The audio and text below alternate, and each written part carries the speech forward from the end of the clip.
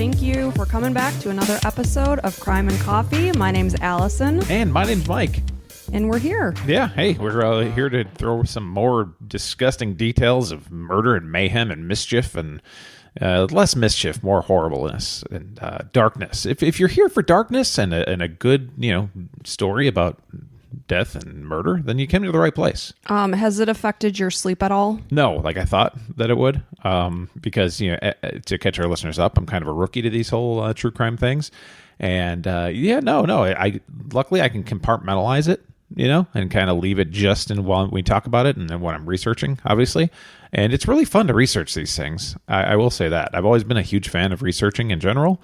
Especially because the internet just gives you so many different avenues, and it's really cool. I've kind of leaned into something that you kind of taught me, getting into different, reading a couple different articles and then watching a documentary or two. Yeah, you get a lot more from the documentary because oftentimes they're interviewing somebody that's directly related to the case and affected by this person. Yeah, or somebody who has interviewed all of these different people that is like an expert in the case. It's funny, though, how different sources give you different information, like years different, ages different, things like that.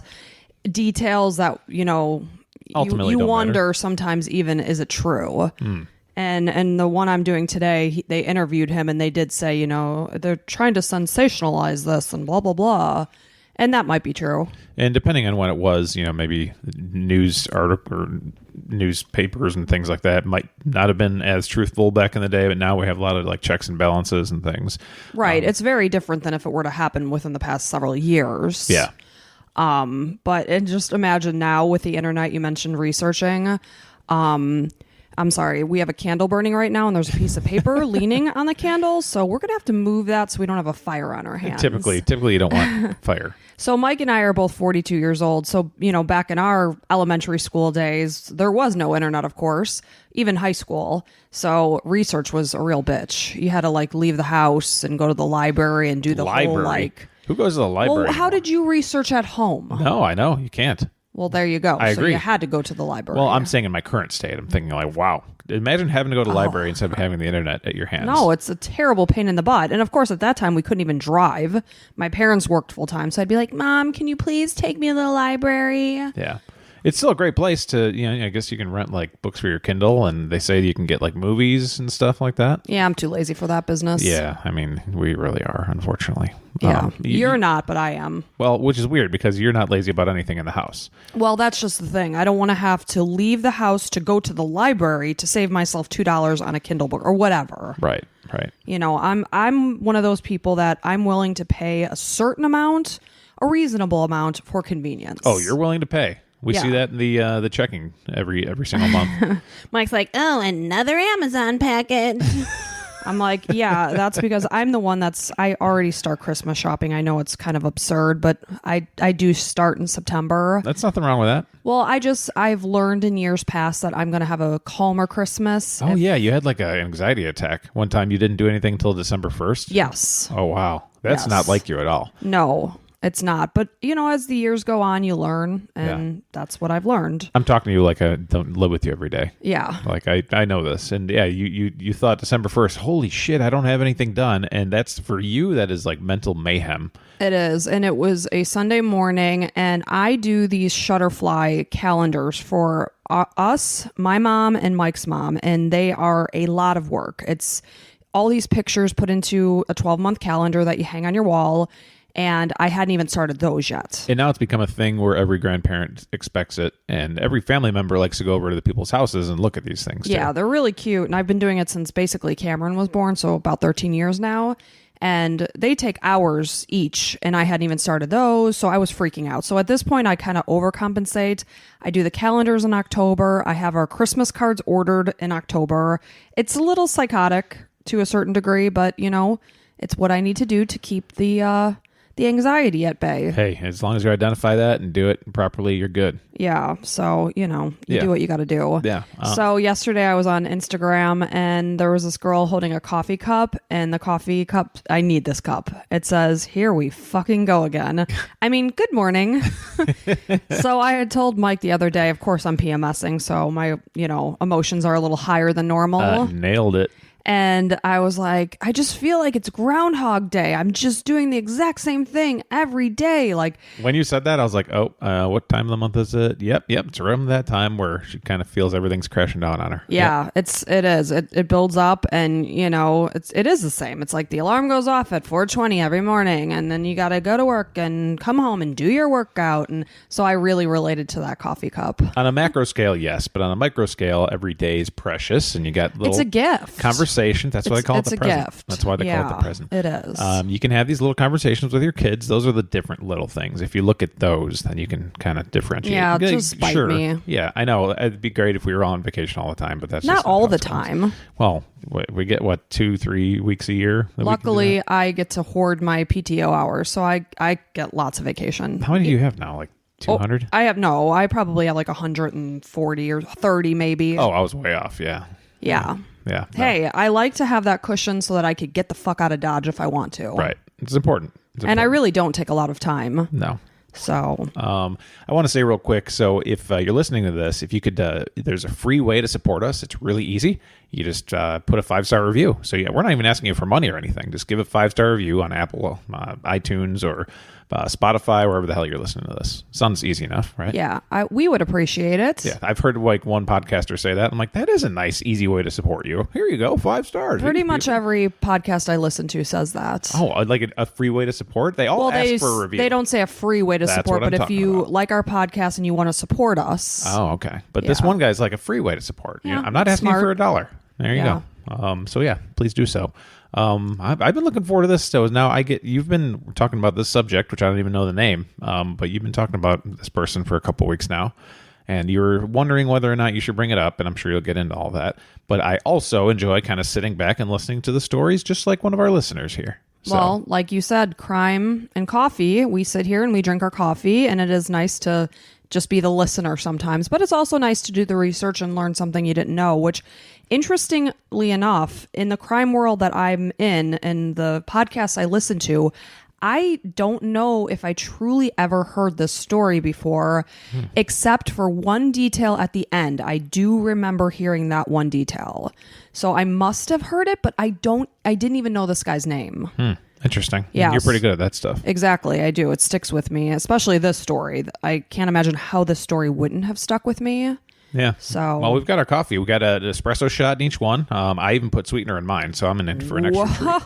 Usually I go black, but this time I got a little sweetener, a little coffee, a little creamer. We're getting crazy today. Yeah, getting nuts. What the hell? Let's do it. Hey, it's October, right? Let's That's get nuts. right. October is a really big deal for a lot of people. Is it? It is. I go on Instagram every so often. Yeah. And people do love October. I felt like a different feeling this year. Like people are like, finally October 1st, fall. Like it was different. Maybe because of COVID and people are getting outside more or something. I don't know. But Well, it's different here because we live in sunny Florida, the Sunshine State, and it's currently, averaging 89, 90 degrees at the end of the day. But still, you do feel that lack of humidity. And if you've ever been to Florida in the summertime, it's a friggin' swamp and it's awful. So we finally get like bearable temperatures at some points in the day, whereas we're from up north and we certainly don't get that crisp air for a good another month, I'd say. I want to remind you that we're choosing to live here. So a lot of people might listen and be like, why don't you move? I'm one of those people. Maybe I'm just hard to please. Well, you complain a lot. When we lived in Chicago, I would dread the winter, and here I resent this effing heat. Yeah, your whole family likes to complain. It's like a really new thing. So like, if you hit a branch on your head yesterday, and I don't even know if it hurt you, but you said, ow. It was a surprise, Mike. Yeah. I'm not a robot like you. Like, if there's a pain or if there's a feeling in general, you're going to hear about it from Allison's family. Oh, you're so good. I know you don't complain at all. I really don't. Let me give you a gold sticker. I'll take one. Yeah, Thank you're you. not getting one. So Oh. don't. Well, hold why your would you breath say there. that? That's I was mean. trying to dangle the apple and then rip it away. That's mean-spirited. Yeah, well, I'm mean-spirited. Yeah, you are. So speaking of mean-spirited, let's get started here. Let's do it. So this one's a doozy. It is just kind of unbelievable, but I will just go ahead and dive right in. So this is a story of Dennis Nilsen. Dennis Nilsen. Yes. Some people online... How do you say it? It's Nilsen. Okay. Some people in I watched a couple of documentaries. One was on Netflix. It's called Memories of a Murderer, the Nilsen tapes. One of the people described it as Nielsen, but it's predominantly pronounced Nilsen. So anyway, Dennis was a Scottish serial killer and necrophile. Those are two horrible things. Yeah. His spree went on between 1978 and 1983. He has a known minimum amount of 12 murders of men and boys, and he attempted to kill 7 others. So he was a busy man between those several years. Initially, when he was caught, he confessed to killing about 16 victims. The majority were described as homeless or gay. Basically, he took advantage of the times, and during this time in the 80s in London, where these happened, yes, he was born in Scotland, but these all happened in London. There was a lot going on. There was a lot of missing people, and they showed the missing persons office, and it was just a handful of people working, and there were thousands of people missing at this time. So just an impossible amount with that small amount of labor people. An absolutely unmanageable amount of missing people that you just couldn't handle. Where do you start? You're like, okay, we got this mountain, and then let's choose this. Oh wait, there's 10 more that just came in. Yeah. So I don't know how calculated he was, because the things that happened, he met these people that night. So it's not like he truly knew their background. Yeah. But, he tried to find people that were maybe coming over to London from wherever they were from to find work, find a new location, find a new them, and just basically hope that their disappearance wouldn't be noticed, is I think what his MO was. Fair enough. Yeah. So anyway, Dennis. Also at that point in the 80s, you say gay, and it was still obviously, the mass population looked at gay people as wrong. Yes. For, eons before that, and also into the 80s and into the 90s even, and now finally things are starting to finally out. I mean, think about how long ago that was. Yeah, so a lot of these gay people were probably closeted and didn't want to be known about, and maybe shunned from their families perhaps. So yeah, I'm just kind of you actually hit the nail on the head there, and that is what happened to a lot of these people. Yeah. So at this point in time in London, there was a lot of homophobia, but there was also a lot of movement starting where there was gay marches and things like that, and people were finally starting to confess, fuck this, we're regular people. Exactly. It's like we're like you, just like other things. Yes. So this was in the early 80s that this was starting to happen. So anyway, Dennis was born on November 23rd, 1945 in Fraserburgh, Scotland. He was the second of 3 children. His parents were both from Norway. His dad was a Norwegian soldier. Not very present in their marriage whatsoever. Basically, what I read was that the 3 children's conceptions happened when he was home from whatever he was still working on with the military. So he wasn't around a lot. It was a very unhappy marriage. It didn't last, very long. They ended up divorcing in 1948 when Dennis was only 4. So, Dennis and his mom and his siblings began to live with his grandparents, and Dennis was exceptionally close to his mother's father, his grandfather. His grandfather was a sailor, a fisherman, I should say. So he would leave at certain points to do his fishing jobs, and Dennis was very lonely when this happened. And sadly, his grandfather passed away on October 31st, 1951, when he was out at sea. So this was a huge loss to Dennis. While he was out at sea? Yes. He was actually on a job in the North Sea when it happened. He died of, I think it was a heart attack. He was only in his 60s when he passed away. So it was unexpected. I think he was 62, if I remember correctly. Jeez, nowadays it's a lot of fathers' ages and things. Yep, exactly. People are waiting a lot longer to have kids these days. So yes, it was young for a grandfather, and Dennis was 5 at this point. Okay. So of course, at this point in time, funerals and things like that happened in the home. So his body was shipped back to their home, and he was laid to rest for the viewing or whatever in their home. So Dennis saw that his mother was crying, and she said, "Do you want to see your grandfather?" So he was taken into the room where his grandfather lay in an open coffin, and his mother had told him that his grandfather was sleeping and had gone to a better place. He wondered why his grandfather hadn't taken him to that better place with him. He saw his grandfather's body, and what I saw in these documentaries, that in his mind, like something like flipped and his ideas of love and death fused together, which I call bullshit on. Yeah, because that's like one of those, like a lot of these things you're saying, like his mother said to him, "Do you want to see the body?" It's like nobody was fucking there. Nobody knew that's what she said. I think the mother actually was interviewed in several of these documentaries. Okay. So, and also as children, many of us have gone to a funeral of a loved one. Yeah. I know my dad's brother, my uncle, passed away when I was probably maybe around Dennis's age, 5 to 8 years old. Mine was 6, my first death, my grandpa. Yeah, and it's surreal because you're seeing the person that you love, but all the life is gone from the body, and it's just the body. And as a child, and even as an adult, sometimes it's hard to see. Yeah. My brother wouldn't go to a funeral for like years, like decades, because he had some tough losses early in life, teenage years. But and that's the kind of an important thing. It shows you should really just tell the truth to your kids. Yes, 100,000%. Like Grandpa wasn't sleeping. No, he was dead. Grandpa was dead and not coming back. Yeah, and it's sad. It's okay to be sad. Yes, it is okay to be sad. Well, and I'm saying not to be a downer. I'm talking about this murder. Newsflash, it's going to be a downer. It's going to be a downer, but when we first got married almost 20 years ago, we got our pets. So basically what you can say is all at the same time, our pets are dying.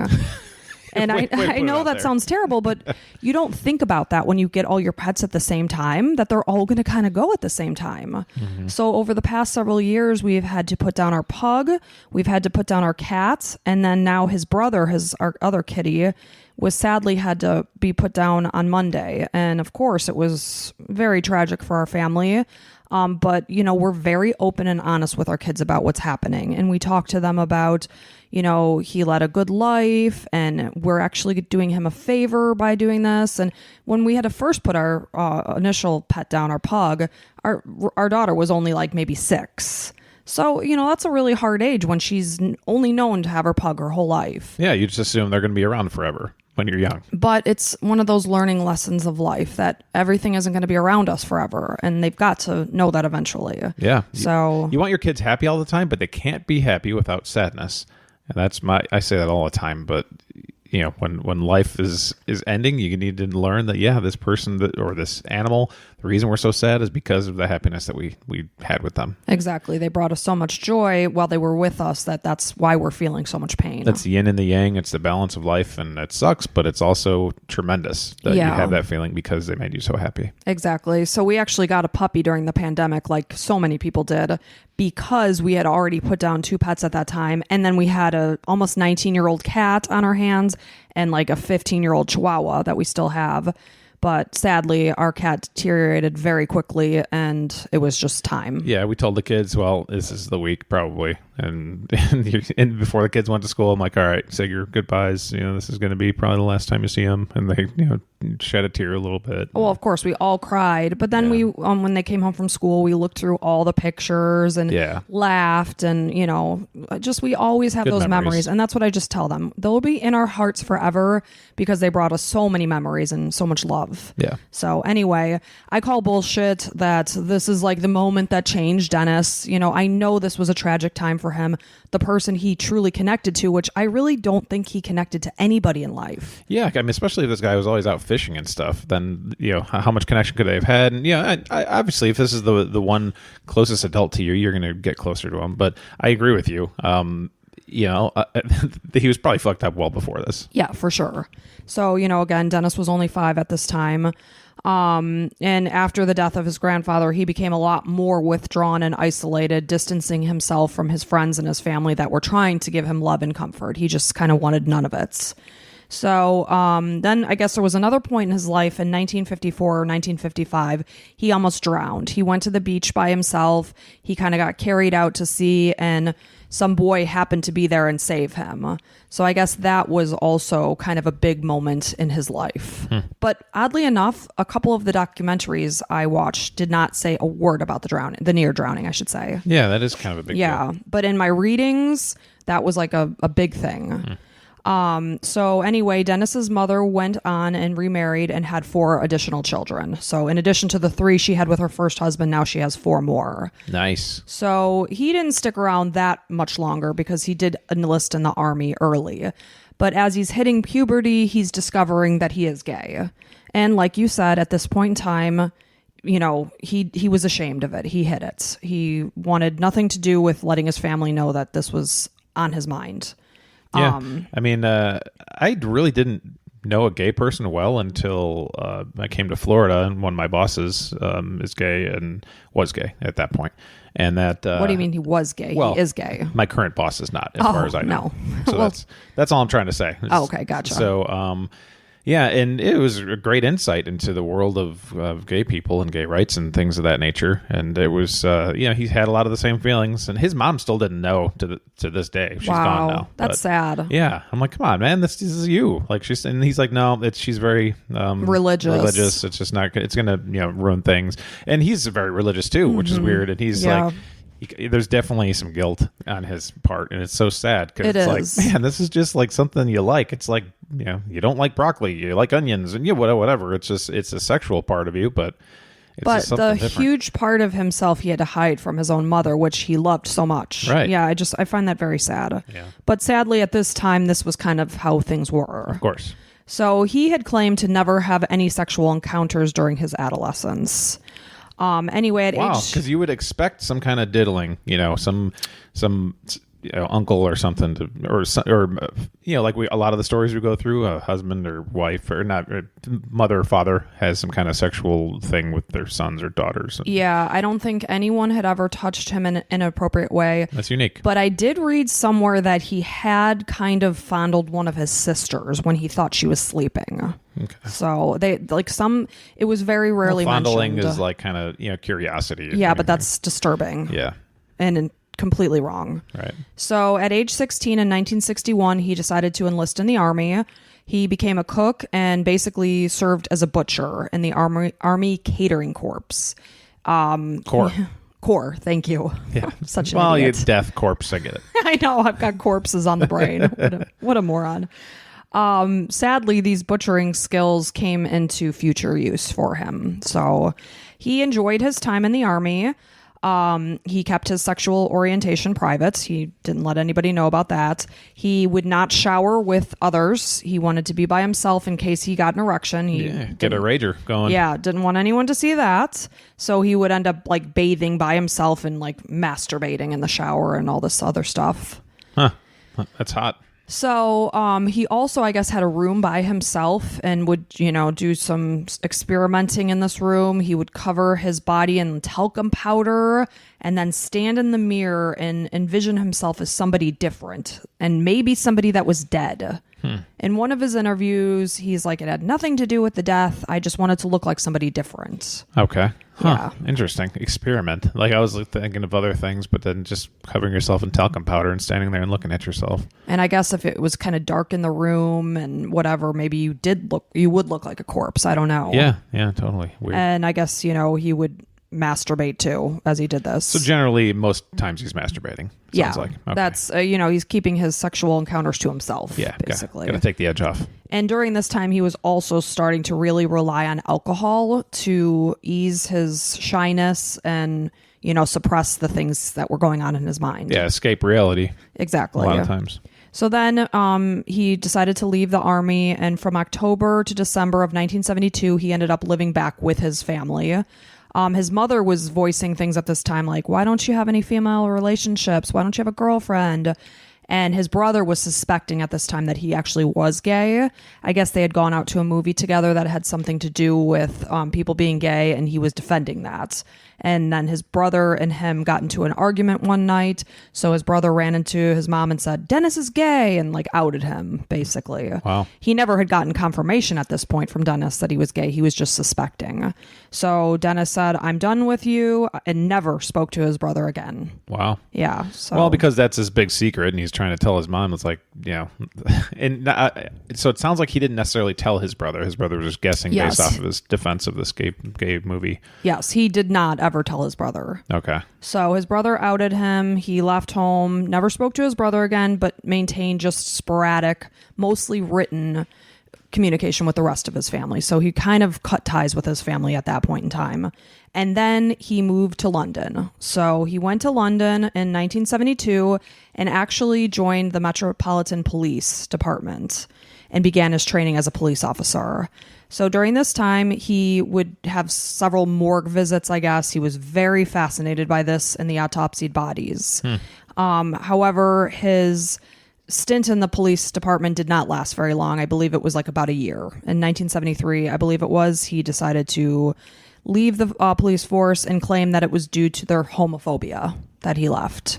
So he quit that kind of early on, and in 1973, I think at the exact moment, or not moment, but time frame, his father also passed away at this time, his biological father. Oh, wow. Yeah. Yeah. So I don't think... been in the picture for a while. Yeah, and I don't know how often he even saw his father because, they divorced when he was only 4. Yeah. So, but he died at this time. I guess he gave each child like $1,000 or £1,000, I should say. So he resigned, and in December of 1973 to May of 1974, he was a security guard. And then he took the job that he had until he was caught. He became a civil servant in May of 1974. He worked at a job center. And actually, I saw the sign on the place he worked. It actually said job center. A job center and a civil servant. Like, yeah. I don't know what that is. A civil servant, I looked it up, but it's something about the Queens, blah, blah, blah. I don't know. Yeah. It's something they have over in London. Okay. But he was just a regular worker, so I don't know why that's called a civil servant. He basically was trying to find work for unskilled laborers. So it's something like a social worker. Perhaps. I mean, he like a headhunter almost. Yeah. Yeah. Well, you're trying to help these people find jobs, better places and their lives and things. Yeah. Exactly. So I guess he's serving the people. The people. Yeah. I guess he did okay at this job. I mean, he stayed there until the bitter end. He was kind of mediocre in his attendance, but he did often volunteer to like cover shifts and work overtime, to the point that in 1979 he was promoted to acting executive officer. Yeah, it's in the government. You show up enough and you're going to get promoted. Yeah, exactly. So then in 1975, he met a man named David Gallican. He was 20 years old. David was. I'm not entirely sure in 1975 how old Dennis was. Mm-hmm. My math is not so good. I guess David was outside of a pub. He was being threatened by a couple of men, and Dennis kind of stepped in and saved him, I guess, from the fight. He invited him back to his place.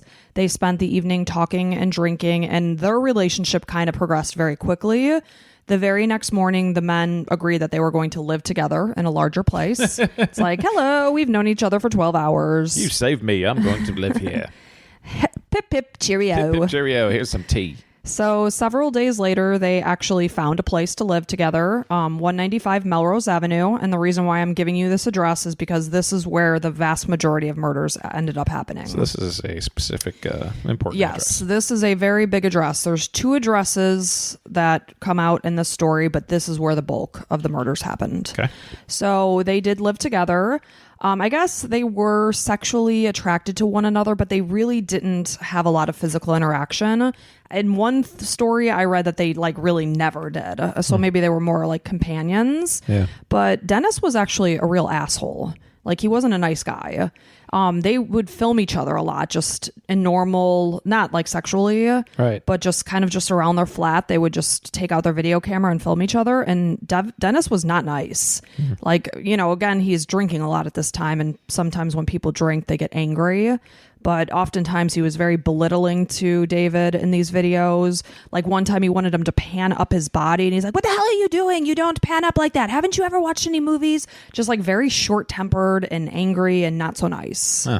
So weird that they would agree to live together so quickly. Maybe he's changed a little bit as the honeymoon was over and now it's his real side coming out. Maybe. They did end up staying together for a couple of years. But I guess after one big fight, Dennis told David, get the hell out. So in 1977, they broke up and David moved out. And now Dennis is living by himself, lonely, whatever. It's just, this is kind of where everything just goes wrong. And within a year, I believe it is within a year, his killing spree starts. So 1977, David moves out. 1978 is when everything just goes to hell. Got it. So now he's living in 195 Melrose Avenue by himself.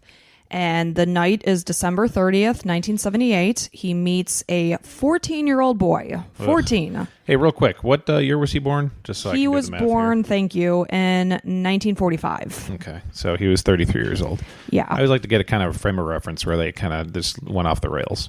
So he was born in November. This is December. So at this point in time, would you say he's 33? 33. Okay, so he's 33 years old when the shit just hits the fan. So sorry to interrupt. He meets a 12-year-old? No, I actually appreciate that. No, he meets a 14-year-old. Oh, God, that's insane because our son is 12 and like 2 years from him, being like talking to an adult in any kind of, oh, God. Okay. So Dennis thought that he was 17, which I don't know how he thinks that is better. But this particular boy's name was Stephen Holmes. Apparently, he had been at a concert earlier that day, and then he wanted to try to get into a pub to have some drinks, but was being denied access because, he was young. So Dennis bumped into him there. He invited him back to his home to drink alcohol and listen to music. And this is basically the repeat performance moving forward for all of his victims. It was listen to music and drink swoop alcohol. in. Why don't you come back to my place? We'll have some drinks and hang out. And it's like, okay, sure, why not? Stephen is being denied access to the bar. He'll go have drinks at this fella's place. So Seems like a nice bloke. Yeah. Oh, you know what's funny? I actually put in parentheses Dennis was 33 at this time. There you go. So thank you, Mike, for doing that math. So they both went back to his place. They drank heavily. They fell asleep. Nilsen woke up the next morning. He found that Holmes was sleeping in his bed, and he later confessed that he was afraid to wake him. He was afraid that Stephen would wake up and say, I'm leaving. He did not want Stephen to leave him. He thought in his head, I want him to stay with me to the new year. And, of course, at this time, it's New Year's Eve when they wake up in the morning.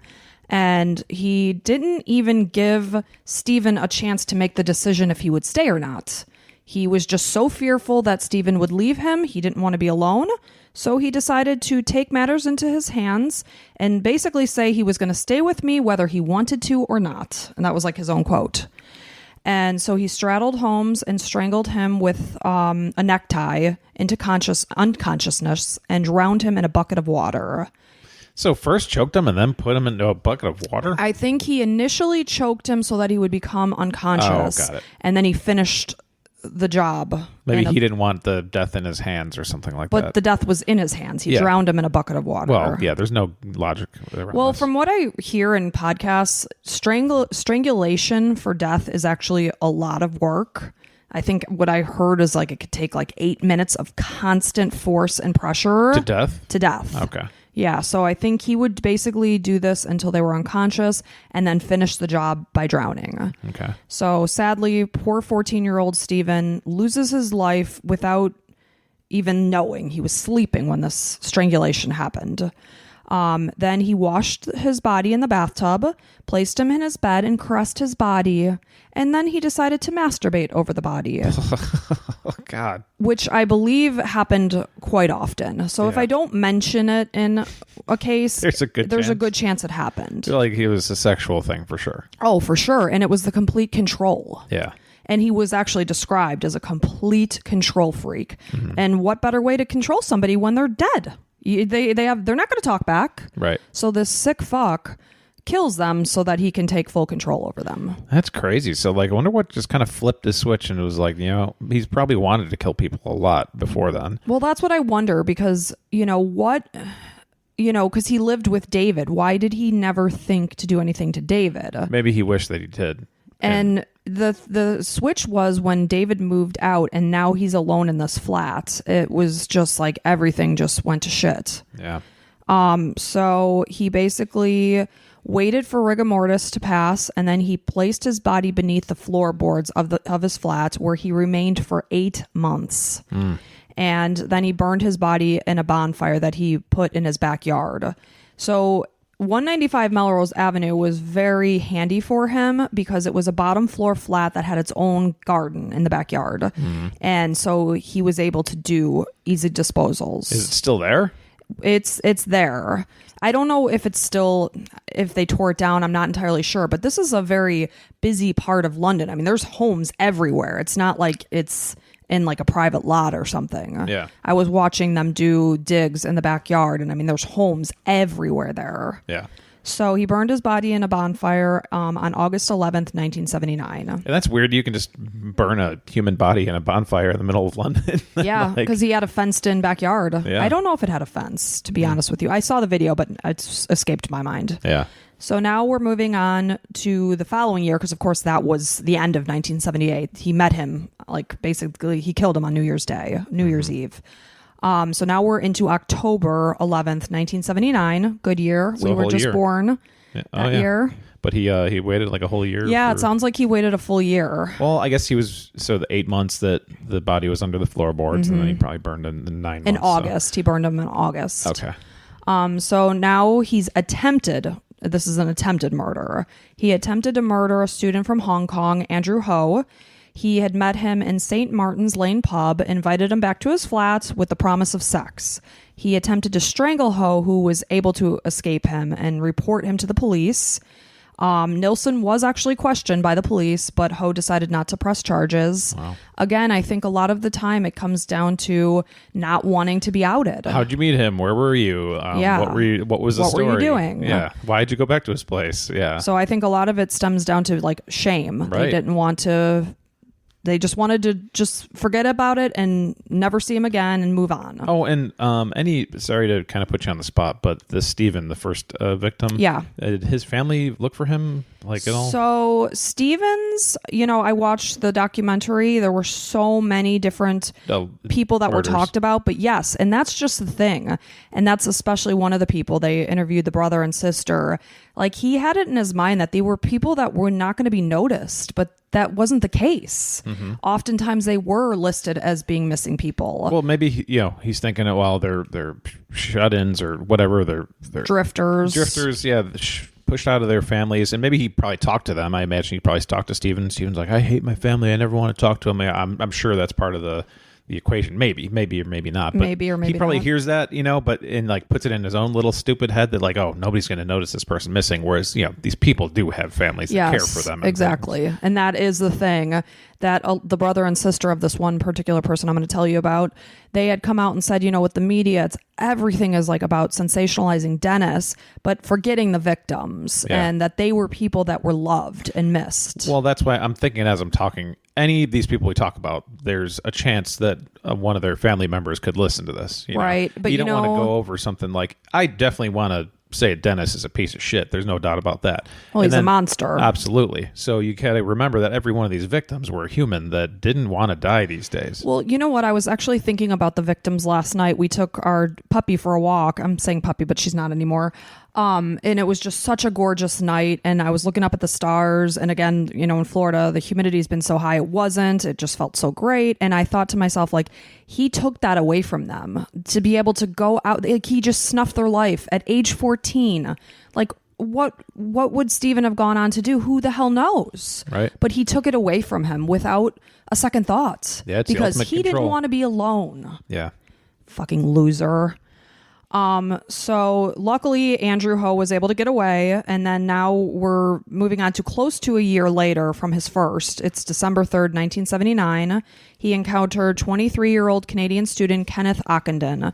Now, keep in mind, out of all the murders he committed, only 8 were identified. So there are still to this day, they don't even know the missing people. They're just, which is so sad because these family members won't Never have a closure. Exactly. And you said so many missing people were at this time, so it's like could be any of them. So this particular man, Kenneth, he's from Canada. So they actually did end up, like, the Canadian whoever put out like a missing persons thing, and they really pushed it along. because they had their country on like the push. Why the hell isn't London doing more? Like that's crazy. Yeah. Or England, I'm sorry. I think their hands were just really tied and they didn't have the resources. Yeah, I guess it's different. Yeah. Ugh. Thousands and thousands and thousands of missing people at this time. If Canada can do something, well, but they weren't successful in it. They didn't identify it until he was caught. Yeah, but they had enough resources to say this person. Oh, maybe because they were overseas and that was a little bit different. Yeah. But, So Kenneth was in London visiting relatives. He was drinking at the West End pub where he bumped into Dennis. Dennis, of course, has been living in London for some time now. So he's like, hey, I'll be your tour guide. I'll take you around, show you the sights. And they did just that. And after they had gone out and did the touring stuff, Dennis invited Ockenden back to his flat for drinks and a meal. He could not recall the exact moment he strangled Ockenden with his own headphones. So basically, he's telling Kenneth to listen to this music, puts his headphones on Kenneth, and decides to take the wire for the headphones and strangle him. Yeah. Which you picture those big 1970s kind of big covering over your the ears. ears. Yeah, listening to your record player. Yep. Kind of thing. So he dragged Kenneth across the floor with the wire, poured himself a rum, and continued to listen to music with that same pair of headphones that he had just killed him with. I mean, he's just a sick, sick person. The next day, he purchased a Polaroid camera and photographed him in suggestive positions. He laid his body spread eagle on the bed while he watched TV next to him for several hours. It's like he truly saw these people as like his companion. And his toys almost like, and something to play with and like a doll. Yeah. It's absolutely sick. He then wrapped his body in plastic bags and again stowed him under the floorboards. On 4 occasions during the time he was under the floorboards in a span of 2 weeks, Nilsen removed Kenneth's body from the floorboards, placed him in the chair beside him as he watched TV and drank. So he's putting this poor person under the floorboards and then dragging him out for company. And at this point, I mean, I don't want to get too much into the body, I guess, but rigor mortis and everything, it's got to be a hard thing to do. Well, rigor mortis, off the top of my head, I don't know how long it lasts, but it does pass. Yeah. So, you're dealing with decomposition though. Yeah. Yeah. So, and it's not like he's the professional that knows how to deal with bodies and things like this. No, this is just on the fly. Yeah. Just imagine the decay in his house and stuff, like just disgusting. Yeah, and just like under the floor of his living room. It's sick. So then his third victim, this is the family that was interviewed in a couple of the documentaries I saw. One of the ones I watched last night was called The Real Dez, because that was his nickname, Dez. And they were just very big, which of course they were, on saying like these were people that have families and they were loved and they were missed and they weren't just homeless drifters who wouldn't be forgotten. So it's very sad. So this was 16-year-old Martin Duffy. This happened on May 17th, 1980. He was a catering student from Birkenhead, Merseyside, which is a county in northwest England. Wait, Martin Duffy is the real Des? No, Dennis is the real Des. Oh, Des. Yeah, Dennis's nickname was Des. Oh, okay. I didn't get that. Got it. Okay. So Martin Duffy is only 16. He basically ran away from home, and he had a very close family. He was very loved at home. He had hitchhiked to London on May 13th without his parents' knowledge. He had been questioned at this time, like at the time he was hitchhiking, by the British Transport Police for evading his train fare. And he gets off. He has no money. He's sleeping near the train station for 4 days before Dennis approaches him. He's exhausted. He's hungry. This person comes up to him. Hey, you want to come to my place, have some food and a drink? Hell yeah. You're desperate. I'm desperate. I'm sleeping in the train station. A warm meal, yeah. So he was happy to go to Nilsen's flat. Duffy fell asleep in Nilsen's bed. Nilsen placed a ligature around his neck. He sat on his chest and tightened the ligature with quote-unquote great force. Now, poor Martin is unconscious. He drowns him in the sink. He bathes his body. He described him as the youngest looking I have ever seen. So that like got him going too. Yeah, he loved like the perfection of, these young bodies. Mm-hmm. They were flawless, they're young. Yep. He placed him in a kitchen chair. He kissed him, complimented him, and caressed him. And of course, there was some masturbation happening as he sat on his stomach. It's tragic. Ever did he get into He claims he never penetrated. That's what I but was- again, that could be absolute lies. Yeah, I mean, it doesn't really matter. But And also, he claimed to never pull a Dahmer and ingest them. But again, it could be lies. yeah. I had to look up ligature. I've read about ligatures in several of these stories. It's just a tying device, like something used for tying things or whatever. So he stored Martin's body in a cupboard for 2 days. He noticed signs of bloat, and then this is just so sick. This is what he says. So he went straight under the floorboards. Man. It's almost like he's like putting him in this place like, oh, no, you're going to floorboards with you. Yep, exactly. Ooh, this is gross. Off to the floorboards.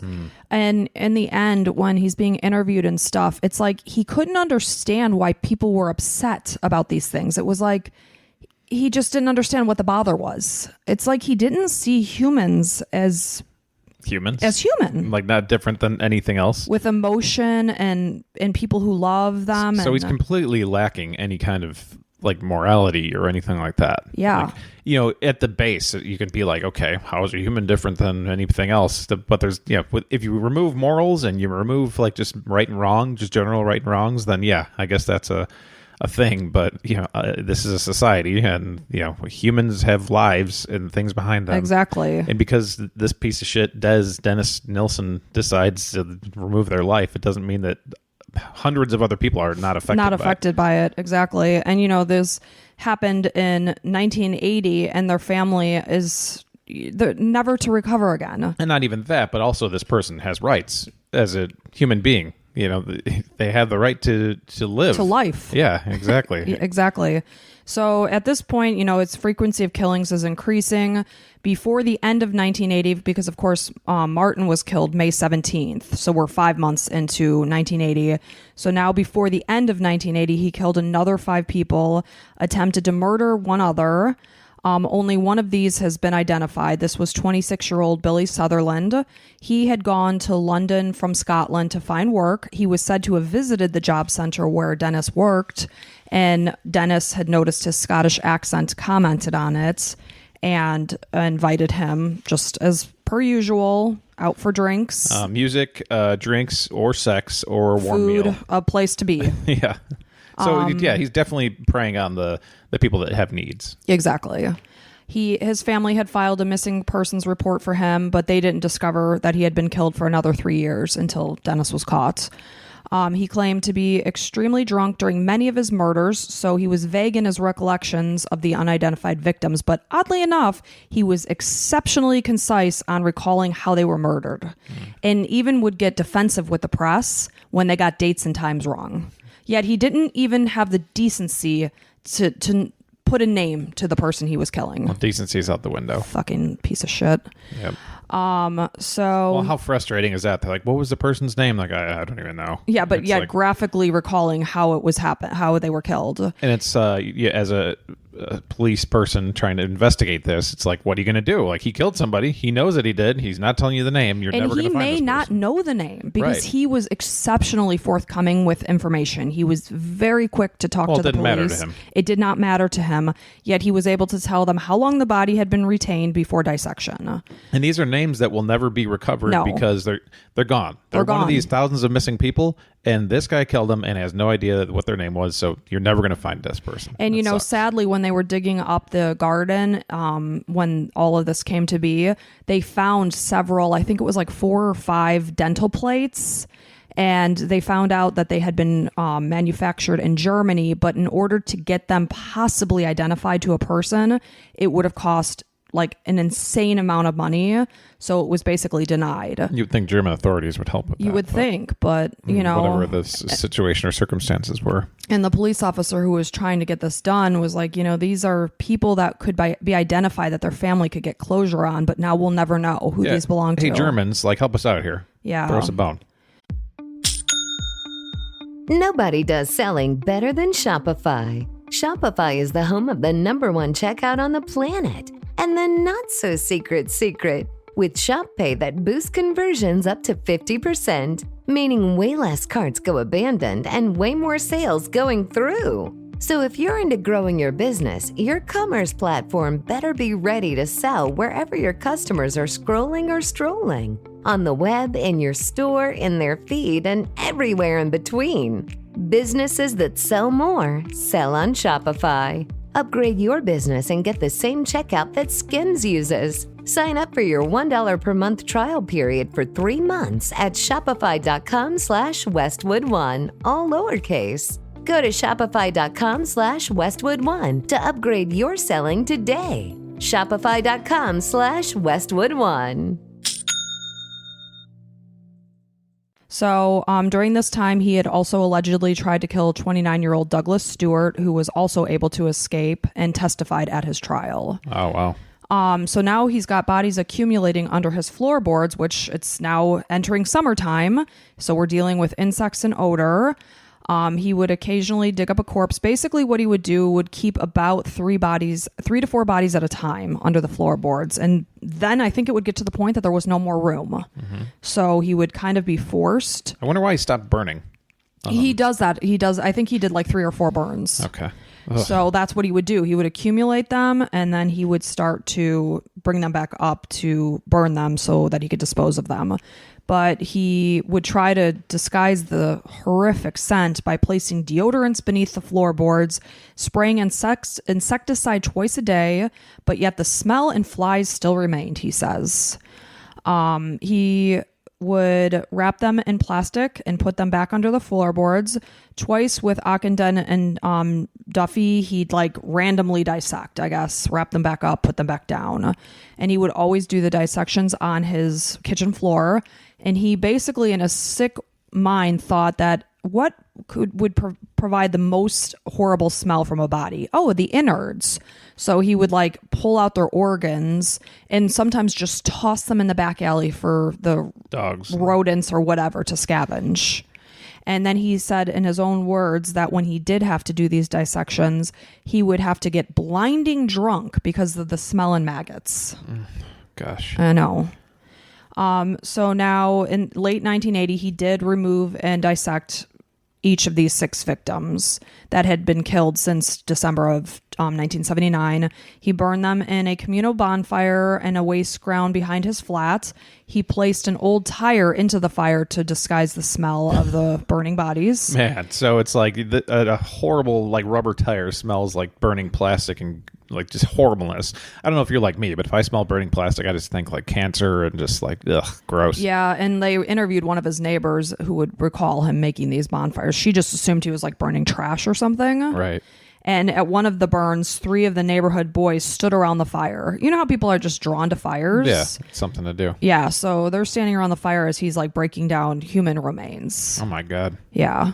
So actually it reminds me, he did not have a fence around his yard. I got the picture back in my head about them doing the dig ups. Yeah. So yeah, just the neighborhood kids are coming around not knowing this sicko is burning bodies. Mm-hmm. Oftentimes too, you know, they said that his attendance would be spotty at work. He would often call out in order to do these dissections. Right. So then there were 3 more victims on or around January 4th, 1981. He encountered an unidentified man described as 18, blonde, blue-eyed, at the Golden Lion pub in Soho. He invited him to partake in a drinking contest back at his place. He strangled him with a tie, placed him under the floorboards. He called out sick January 12th in order to dissect his body, plus another victim that had been killed about 1 month earlier. It's like he doesn't even know. Just some other person that had been killed. Like he's kind of walking through the situation. He's like, oh yeah, and there was another body. I may as well, doing that. you know, do 2 dissections today. Yeah. By April 2nd, 2 more unidentified victims had been claimed. One was described as an English skinhead that he met at Leicester Square. The other was a Belfast boy, which I don't know if you know, but Belfast is the capital of the largest city in Northern Ireland. Oh. So that's how he was able to just a couple of little details of who this person may be. Yeah. And then he's just so sick. He said he casually reflected, end of the day, end of the drink, end of a person. Floorboards back, carpet placed, and back to work at Denmark Street. So it's just part of his life. Those were his words. Mm-hmm. So it's like a habit that he's formed, and he's just does a little dissection, kind of like somebody would watch some TV. It means so little to him. It's just part of his job. It's kind of like a hobby. Yeah. Oh. Well, it's kind of like I come home from work, we have dinner, we work out, and then, I read for a bit and go to bed. Right. Except his includes a bunch of horribleness. So his final victim at this location on Melrose Avenue was 23-year-old Malcolm Barlow. He was an orphan with learning disabilities. Dennis had found him slumped against a wall on September 17th, 1981. I guess Malcolm had told him that the meds that he was taking for epilepsy had caused his legs to become weak. Nilsen walked him back to his residence and called an ambulance for Malcolm. Oh. So Malcolm was taken to the hospital, and the following day he was released. He had come back to Dennis's place to just thank him. Thank you for helping me. Dennis invited him in to have a meal, rum and coke. Malcolm fell asleep on the sofa, and Nilsen manually strangled him while he slept, stowed his body beneath the kitchen sink the following morning. So weird that he would help him. He helped him. I wonder if that was part of it, to see if he would come back and be like, yep, he came back. If that was part of the sickness. I don't even know where that came to be, but it's just the... We'll be like, well, let him go, let him get some help, and then he came back, and he's like, oh, well, he came back. He must be killed. It was meant to be. Meant to be. Yeah.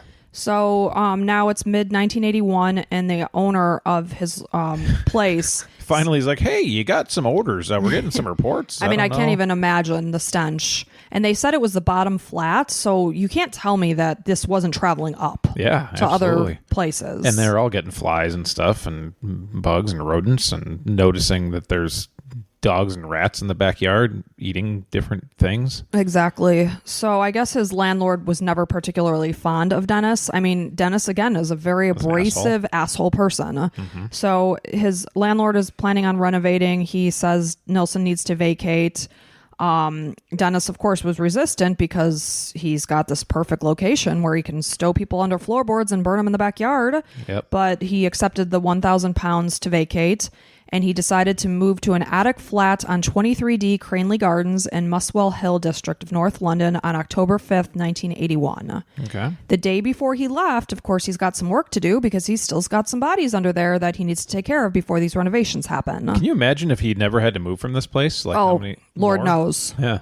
Because this next location is the reason why he was caught. Of course. I mean, it was baffling to me that he's been able to do this regularly with nobody asking questions. Like, this landlord must have had many, properties or something. And then neighbors just know that this is part of the deal, that he's been around for a while.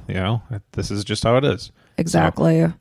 So, he had to do some work and dissect and burn the last 5 victims he had stored. I know they said he would keep 3 to 4 under the floorboards, but apparently he had 5 at this time. Yeah. Again, to disguise the smell, he used an old tire.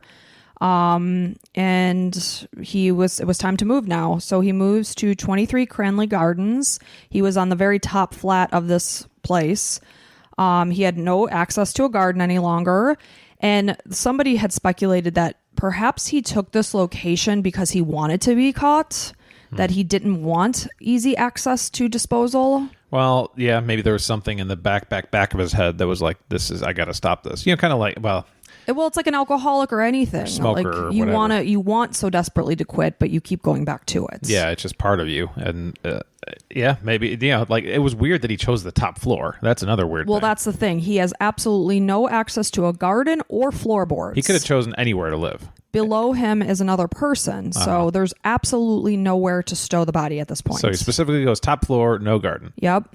So for almost 2 months, he didn't really do much in this location, although he did attempt to strangle a 19-year-old student named Paul Nobbs, but he stopped himself from completing the act. So this is like the third person he tried to strangle and failed? I believe so. From all, I think there were we know. 5 or maybe there were 7 attempted murders. Okay. But yeah, and you would think like it would happen more because, he's choosing other men who could be his size, if not bigger. Yeah. And he was actually a very skinny guy, Dennis. He was not an overpowering fellow. I looked up a picture of him. He didn't look that big at all. That's... and in the documentaries, his voice is it's so creepy. It sounds like if you're on the Haunted Mansion ride, like those guys that talk to you in the ride, the one, like the main character that speaks to you. And blah, blah, blah. Yeah, that's how he spoke. Really? Yeah, he sounded just like that to me. He kind of sounded like Anthony Hopkins too, because, he's Scottish. Yeah. So anyway, On March of 1982, he met 23-year-old John Howlett in a pub near Leicester Square. He lured him back for drinks, watched a movie.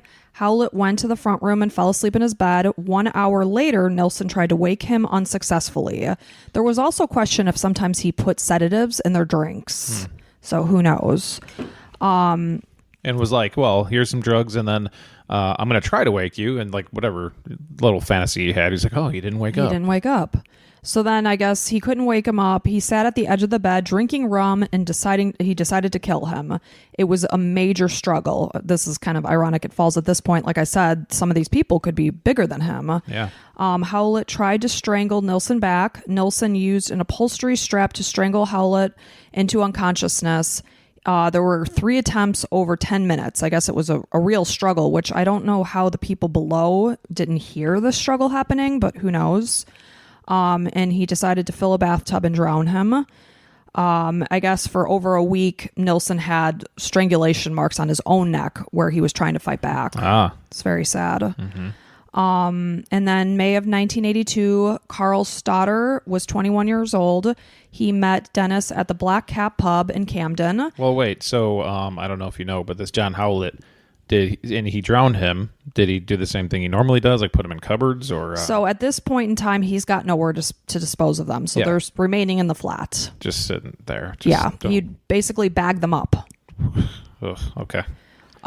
So good job knowing that. Yeah, no problem. Yeah. So now he meets Carl Stoddard. He's 21 years old and same MO. They meet at a pub.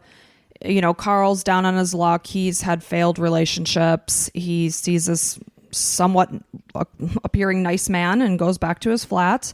He invited him for alcohol with the assurance of no plan for sexual activity. Like, hey, no worries. Just come back to my place. Whatever you want to hear, come back to my place. Yeah. So Carl did come to his trial. He survived this. So it was really creepy. I guess he was invited to sleep in a sleeping bag on the floor.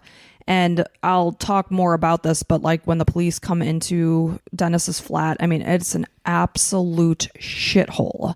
Like the mattress they show that he had been sleeping in is bare. It has no sheets on it. And the stains on this mattress were just horrific.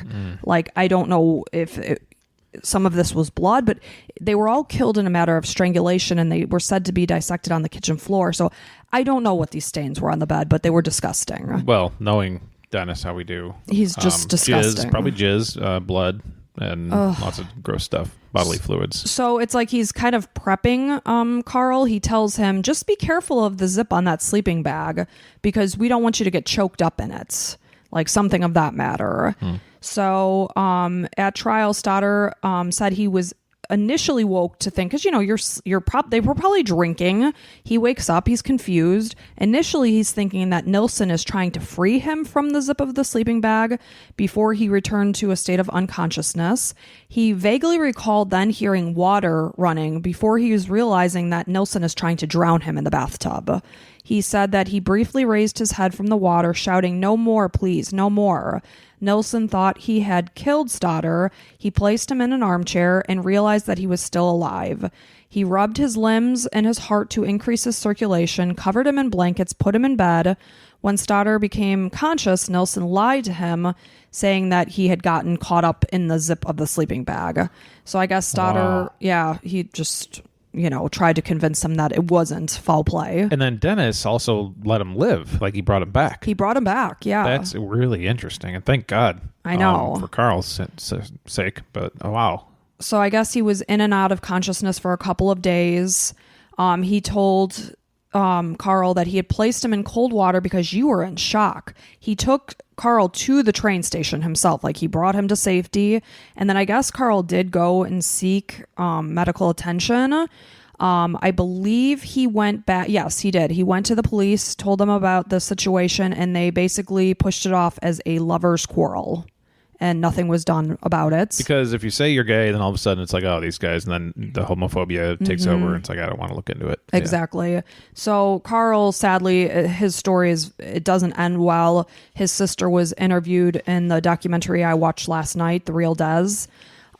His life forever changed from that moment on. He was extremely, extremely depressed. He turned to alcohol. He became a severe alcoholic. Well, he listened to that voice in the back of his head saying this is wrong. I wonder if Carl Stoddard was saying, please no more. Like it was kind of like a pleading for him instead of fighting him. Yeah, he was begging for his... Yeah, so maybe that was like, oh man, this kid or person is, I'm going to let them live. I'm going to let them come back. Maybe. Like, I don't know. But regardless, Carl never really recovered from this incident and ended up... brain injuries and stuff, I'm sure, with Who knows? lack of oxygen. Who knows? But, he turned to alcohol and ended up dying when he was in his 50s. Mental. And it didn't just end there. Apparently, his sister had a child, and his child suffered from depression and thought in his head that he didn't want his mom to suffer like Carl's mom suffered, so he committed suicide. Yeah. So it didn't just end at Carl. His nephew committed suicide because he didn't want to cause pain to the family like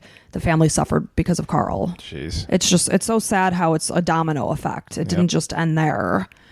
And then in October of 1982, Dennis met 27-year-old Graham Allen, who was hailing a taxi. He invited him to his flat for a meal. He doesn't recall the moment he strangled him, but he recalled approaching him as he sat eating an omelet with full intention of murdering him. Allen was actually not gay.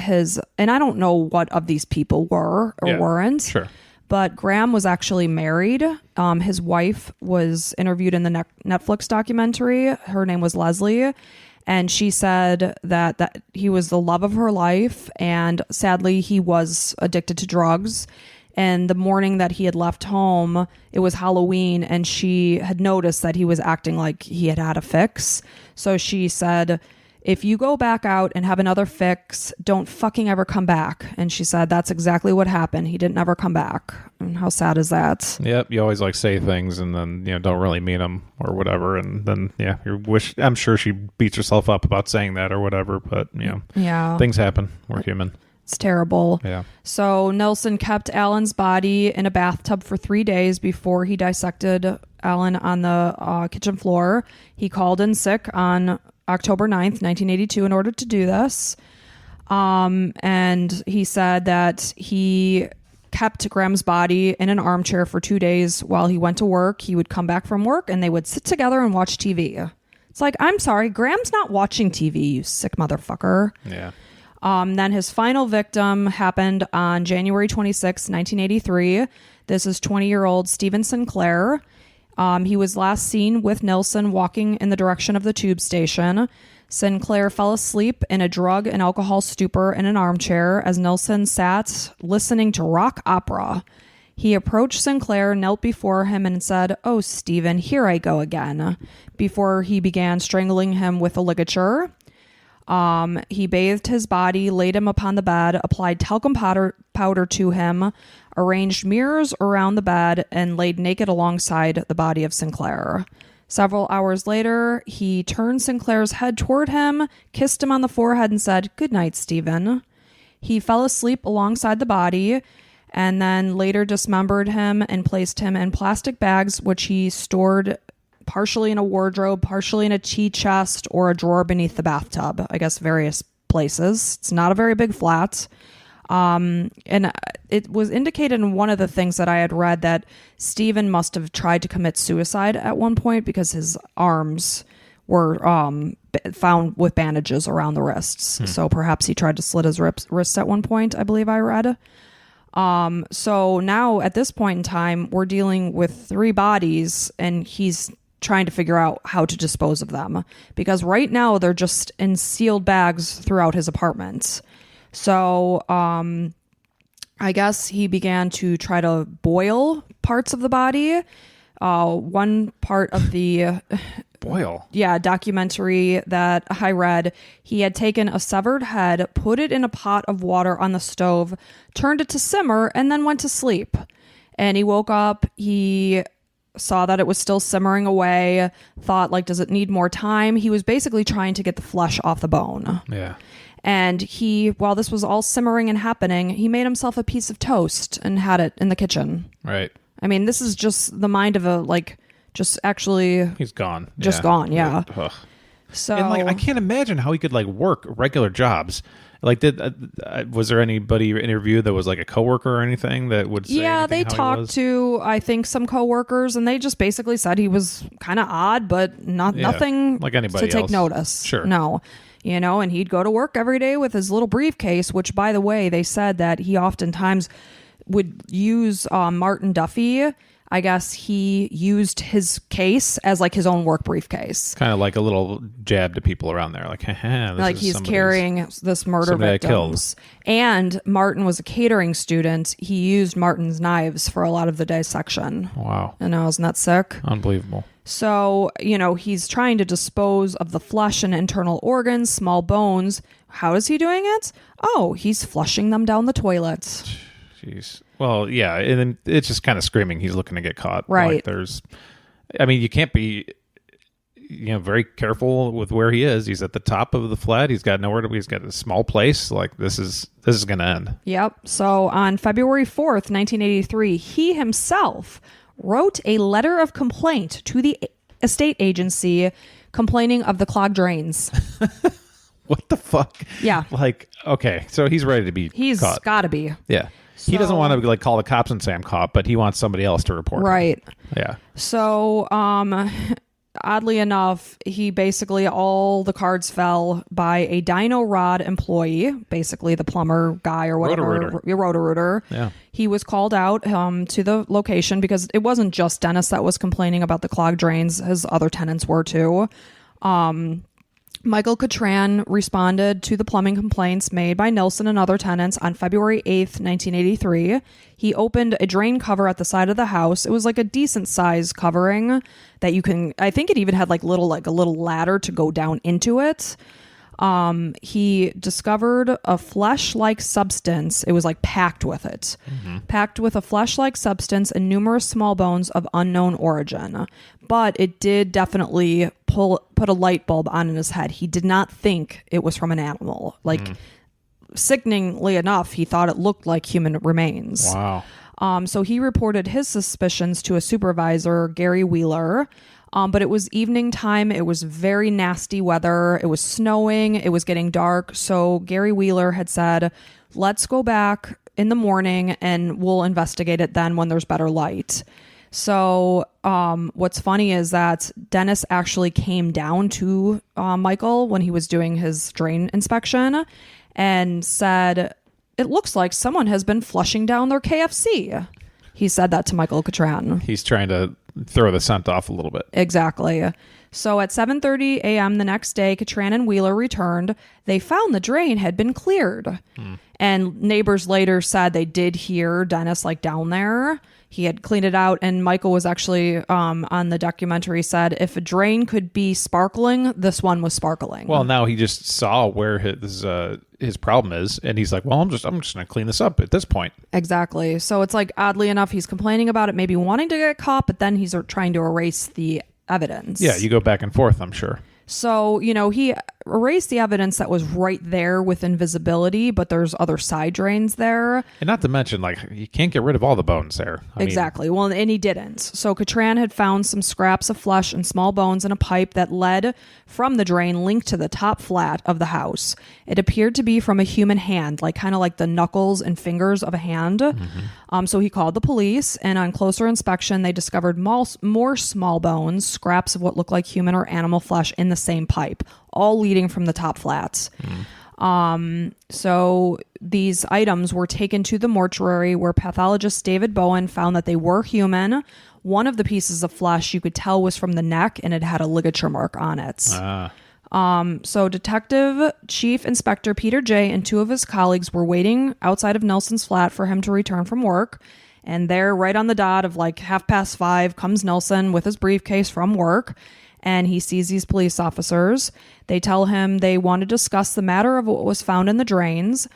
And, Nilsen's kind of like, well, why would you want to talk to me about drain clogs? And they're like, yeah, so let's go up to your flat. And we'll tell you. And the officer that was interviewed in the documentary said the second the door was open, they know the smell of decay. Yeah. And that smell is unmistakable. And they knew immediately that there were bodies in the flat. Oh, my gosh. Yeah. That's horrible. So, they discussed what was found in the drains. And Nilsen says, good grief, how awful.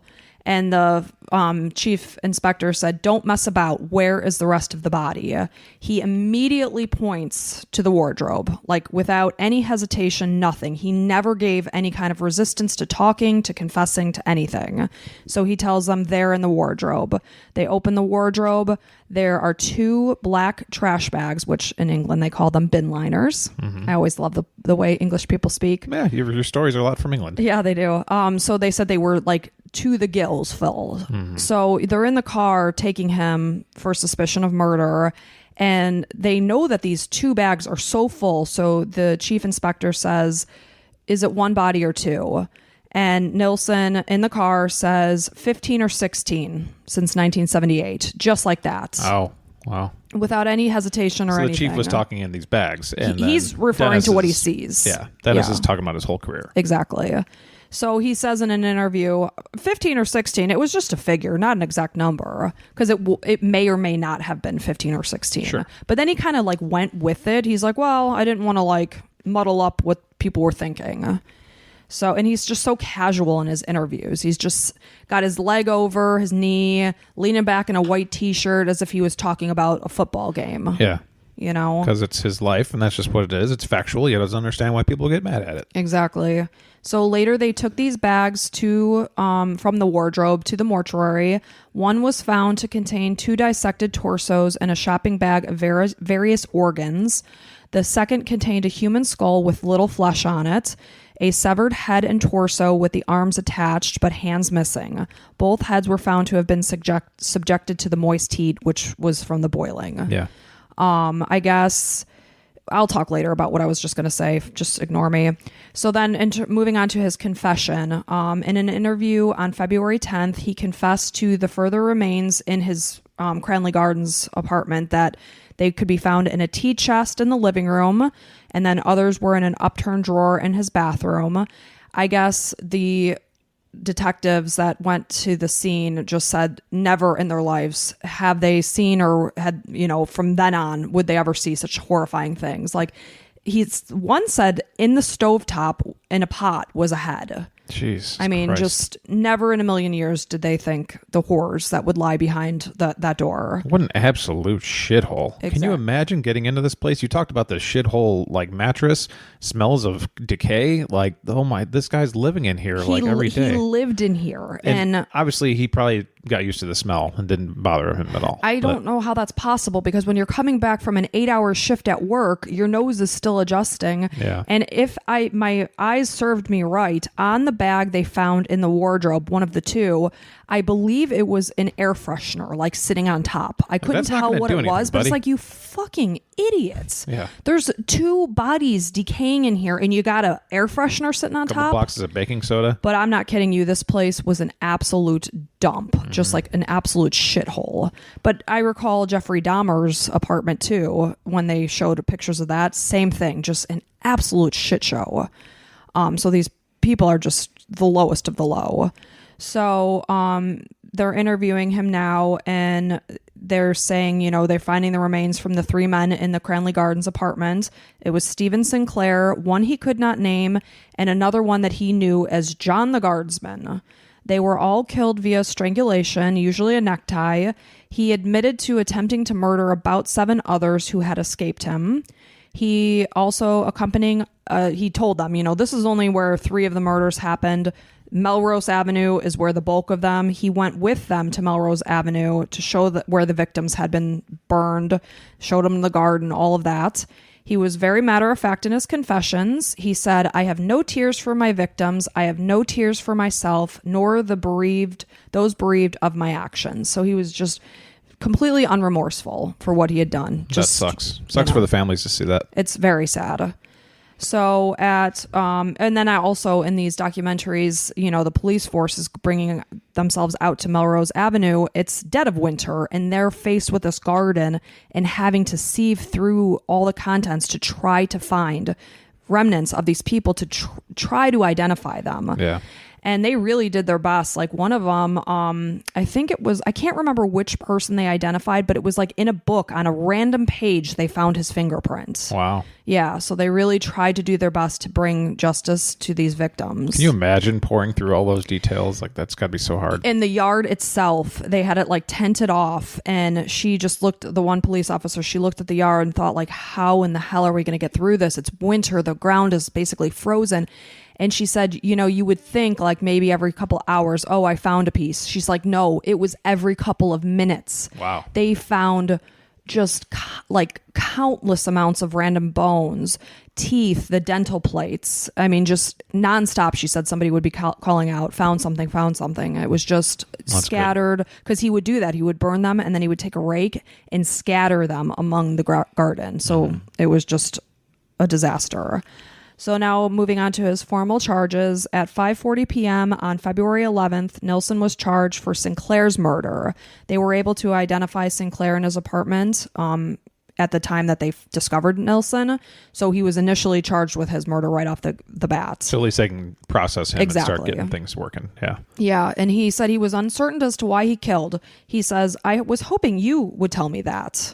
Like, what the fuck? Well, he's so mentally gone, he doesn't.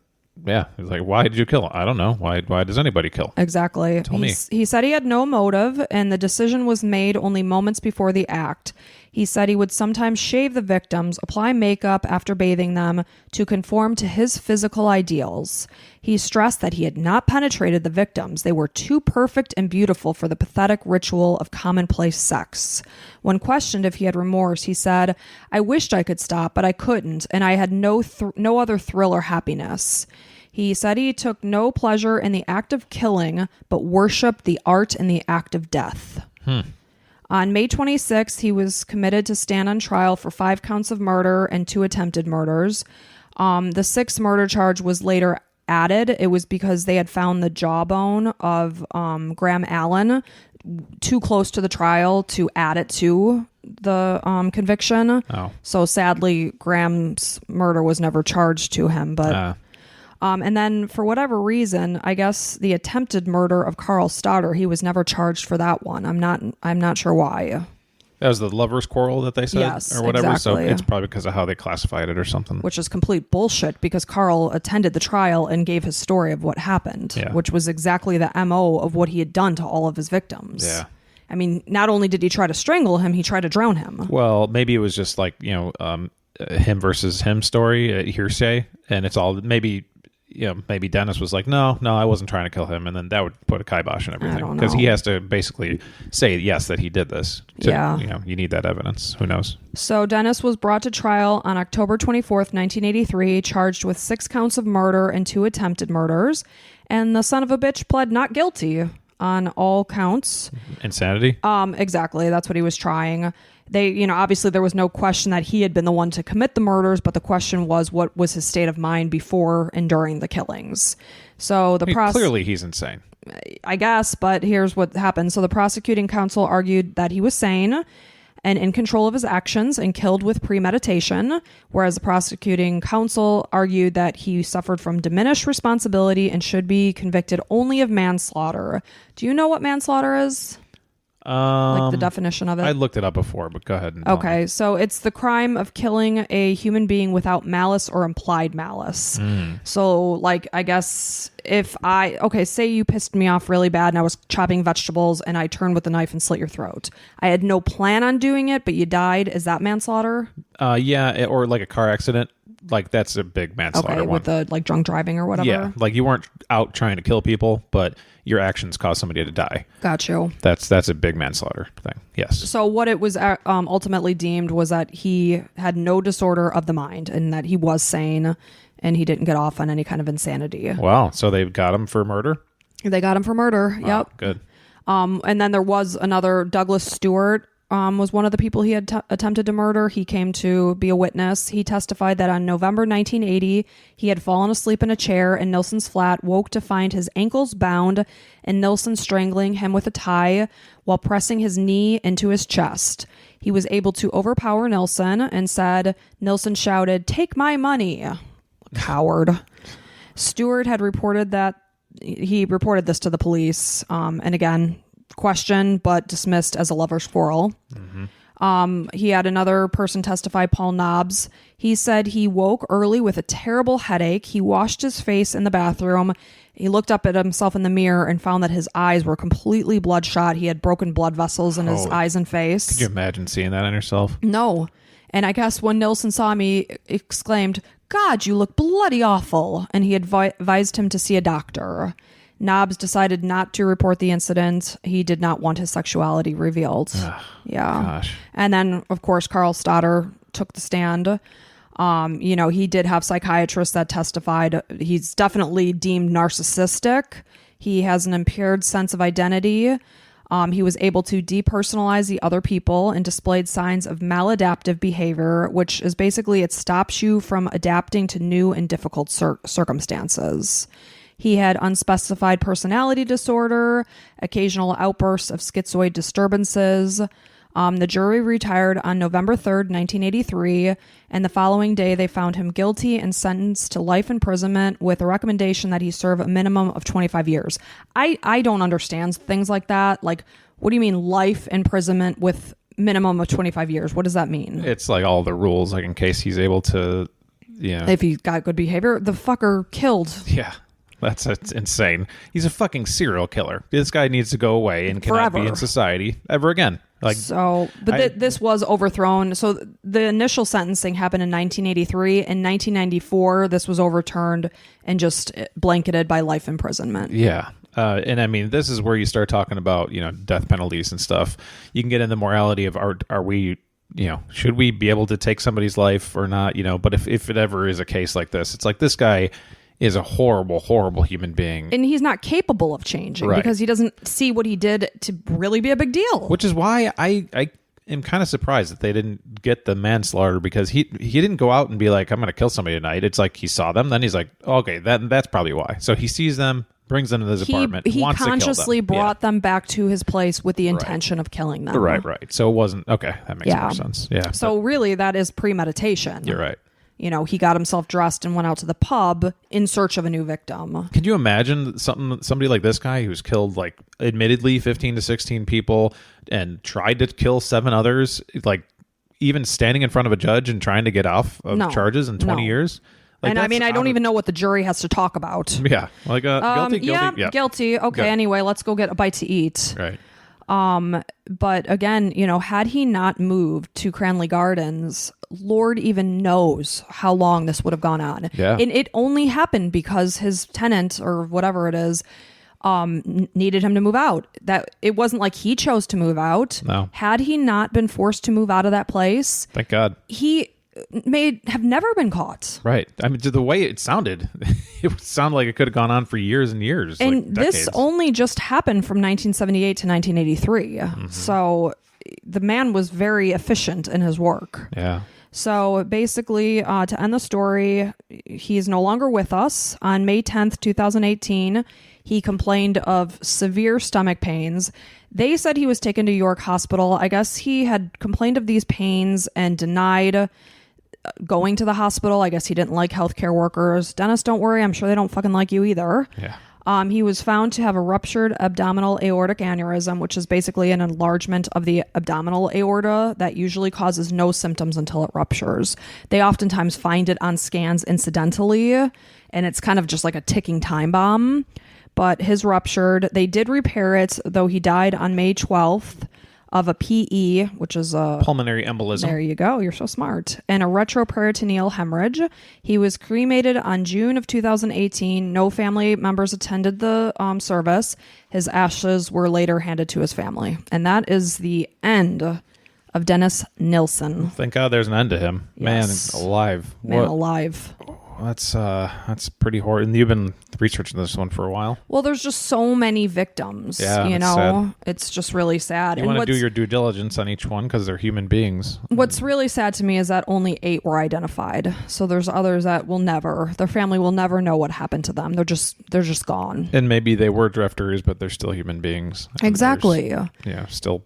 And stories. some people that find that they're gay back in that day, they maybe didn't even give their family a chance to have a reaction. And maybe the reaction would have been acceptance, but they were just too scared. Truthfully, it's very rare that there's acceptance in that day. Now there's a good chance of acceptance. And there's still probably 50-50 shot. I don't know about 50-50. No, it's I can't imagine. It's just like there's so much just from a book in the Bible that says, the Bible isn't even very clear about it. I think, didn't it say a man shouldn't lay with another man? Yeah, something like there's that. like one spot. I could never attest to that. I've never read the Bible, so it's in the Old Testament. There's things that say you shouldn't eat crustaceans. That say if your wife bleeds, you shouldn't have her in the house. These are all part of the Old Testament that we don't follow everything in there, but the man and the man thing, we're following that. We're really putting the importance on that piece. How about let's just treat people as human beings, and so they don't feel bad about coming out of their sexuality, and not find a serial killer. That's insane. That's exactly insane. Well, and sadly, he was questioned somewhere around 5 times by the police. Oh, wow. They did. They came You think by. it would add up? They'd be like, well, this guy's been on the radar. Maybe they just thought, well, he's abusive, and we're going to keep on until they get somebody who's actually dead. Well, nothing we can do with this guy. And he was well known on the scene. People were being interviewed. They called him the taxi man or something, because oftentimes he would go to the pub and then take a man home in a taxi. Oh, wow. So Yeah. bartenders probably, a lot of drinking. So he's at every pub all the time. Yeah, he was a huge drinker. In so many of the home movies, he's always got a drink in his hand. Always is rum. Yeah. Oh, man. What a horrible human being. Yeah. Glad he's dead. Me too. Well, good job on that one. Well, thank you. Well done. Good research. And sorry to the families involved in that one. Me too. It's about all this week. We got an hour and a half on this one. Well, it's a lot to cover. It was. So thanks for all the detail. And again, if we're going to be back next week with another one, I'll be up. And we're a weekly podcast. Listen to us and give us 5 stars. We'd appreciate it. Yeah. Anything else from you? Nope. We'll just see you back next week. All right. Bye. Bye.